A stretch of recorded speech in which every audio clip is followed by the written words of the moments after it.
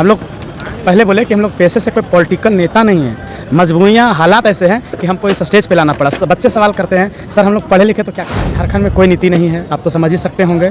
23 सालों में झारखंड में कोई नीति नहीं है। अगर नीति है तो सांसद और विधायक के लिए। झारखंड की बात करें तो सिर्फ विधायकों के लिए नीति है, उन लोग का जेब में पैसा। इतने बड़े बड़े सभा करने के बाद झारखंड के लोगों तक, झारखंडियों तक अभी भी लगता है कि बदलाव हो पाएगा 2024 में, क्योंकि तो जिस तरह का माहौल रहा है। देखिए आज जो हम यहाँ देखे हैं तो राजनीतिक पार्टियाँ अपने फंड से गाड़ी देती है, पैसे देती है, खर्च देती है, खाना पीना का खर्च देती है और मजदूरी भी देती है, जो उसका हाजिरी होता है, तब जाके लोग जाते हैं। और आज जो आप भीड़ देखे हैं, जो आप रिपोर्ट में कवर किए होंगे, यहाँ कोई भी भीड़ ऐसा नहीं है जिसको 5 रुपये भी कुछ खाने को पीने को या पेट्रोल के लिए मिला है।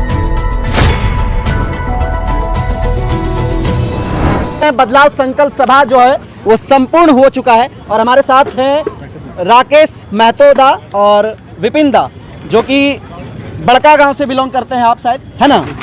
तो क्या कुछ विशेष वहां पे बोलिएगा विस्थापित नीति को लेकर के?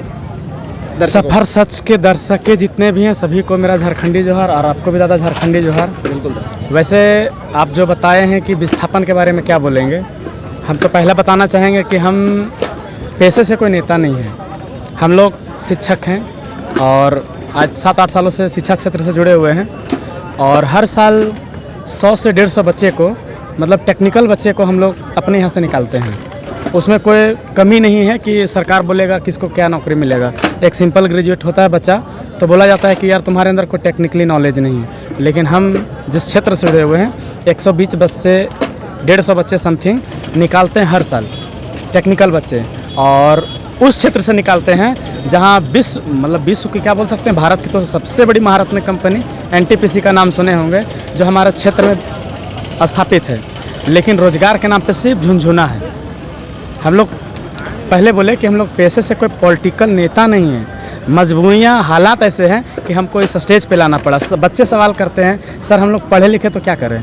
आप टेक्निकल एजुकेशन भी ले रहे हैं फिर भी रोज़गार नहीं मिल रहा है, फिर भी नौकरी मिल रहा है। तो ये सब चीज़ों के लिए हम लोग को अब आगे आना पड़ा। आज जयराम दा का यहाँ सभा संबोधन था, बदलाव संकल्प महासभा, इसके लिए हम लोग को भी आना पड़ा। हम लोग को इंटरेस्ट आया अंदर से, ये जो मुद्दा है ये झारखंड का आम जनता का मुद्दा है, आम आवाम का मुद्दा है, इसलिए हम लोग भी थोड़ा सा इसमें सक्रिय हुए। अब रही बात बड़का गाँव विस्थापन का, तो झारखंड में कोई नीति नहीं है, आप तो समझ ही सकते होंगे। 23 सालों में झारखंड में कोई नीति नहीं है। अगर नीति है तो सांसद और विधायक के लिए। झारखंड की बात करें तो सिर्फ विधायकों के लिए नीति है, उन लोग का जेब में पैसा कैसे आए, आगे पीछे चारों जेब में पैसा कैसे भर जाए। जनता के लिए कोई नीति नहीं है। इसके पूर्व सरकार आई बीजेपी का, वो भी बड़ा वादा करके ठग दिया जनता को।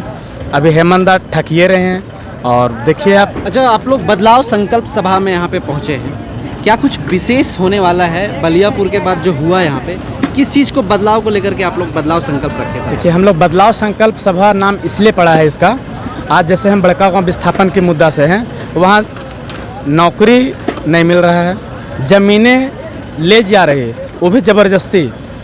अभी आप मौलिक अधिकार है, संवैधानिक अधिकार है, संविधान है, सब कुछ है प्रॉपर तरीके से, तो ज़मीनें लेने का एक शेड्यूल है। पहले आप ग्राम सभा करेंगे, आम सभा करेंगे, लोगों से सहमति लेंगे, फिर ज़मीनी अधिग्रहण करेंगे। यहाँ विपरीत होता है।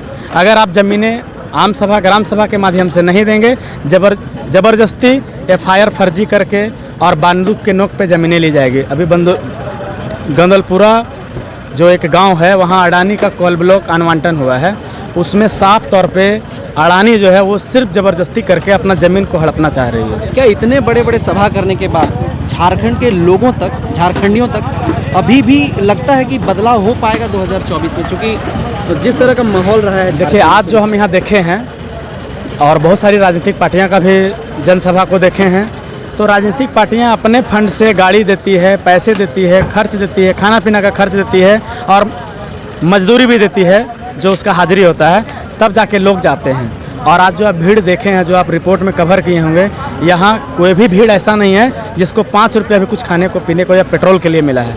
तो लोगों में ये कहीं ना कहीं अंदर से इच्छा जगा है कि वाकई में 23 सालों के जो राजनीतिक इतिहास रहा है झारखंड में, इसको बदलने के लिए लोग आगे बढ़ रहे हैं और ये दिखने में भी साकार है, लग भी रहा है। और हमको लगता है इसका शुरुआत 2024 लोकसभा से कहीं ना कहीं जो बाहरी सांसद झारखंड में कुंडली मार के बैठे हुए, पहले तो इन लोगों को यहाँ से इन लोगों का कुंडली हटाने का काम किया जाएगा और फिर विधानसभा में यही चीज़ जो है भी किया जाएगा। और जब ये लोग बदलाव हो जाएंगे तो झारखंड के लिए, झारखंडियों के लिए, आम जनमानस के लिए, आम आवाम के लिए नीतियाँ बनना चालू हो जाएगी और लोगों को जो हक अधिकार मारा जा रहा है, छीना जा रहा है, लूटा जा रहा है, वो भी कहीं ना कहीं मिल जाएगा। ये बदलाव संकल्प सभा है, निश्चित है बदल दीजिएगा, संकल्प लेलवा के भेजवा दिए जनता को। ठीक है, जनता के हाथों में बदलने का पावर है। ये हमारे आपके, आप रिपोर्टर हैं, आप सच्चाई दिखाते हैं। अगर हम लोग पढ़े लिखे हैं और हम लोग शिक्षा से जुड़े हुए हैं, शिक्षक हैं, तो हम लोग भी एक तरह से समाज में सच्चाई दिखा रहे हैं, आप भी सच्चाई दिखा रहे हैं। ये लोग डिसाइड करते हैं बदलना क्या है, नहीं है। तो ये जो जनसभा है, ये जो सैलाब है, जन सैलाब है, ये खुद बता रहा है कि हम बदलाव के पक्षधर हैं। ऊपर से आप एक शिक्षक हैं, शिक्षक बहुत कम ही राजनीतिक में देखने को मिलते हैं, तो यही सब वजह रहा है कि आप शिक्षक से JBKSS में आ गए। देखिए, ये मेरी मजबूरी है, ये झारखंड की मजबूरी है, ये आम आवाम की मांग है कि पढ़े लिखे लोगों को आप थोड़ा राजनीतिक में सक्रिय दिखा। पहले हम लोग राजनीतिक को बोलते हैं आई हेट राजनीतिक, लेकिन अभी जो झारखंड का पॉलिटिक्स है, अब बोलते हैं आई लव राजनीतिक।